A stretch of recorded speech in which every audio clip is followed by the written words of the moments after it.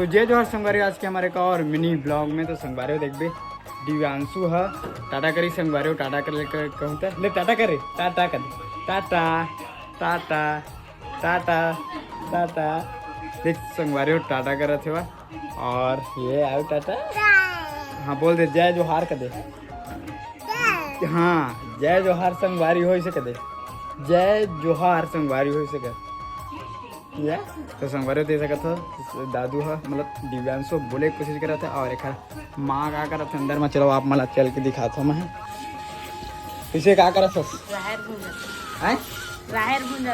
तो संगवारी हो राहर राहर मस्त जाते बा ये मैं पुढ़ाए का चीज की दार बर तो संगवारी हो दार बार रहा राहर ला भून जाते बा इला बिदरही और दरनी में का बोलते हैं जाता संगवारी हो आज के ब्लॉग में बस सबका ही तो मिलते हैं हमारा नेक्स्ट ब्लॉग में। तब तक के लिए जय जोहर संगवारी हो।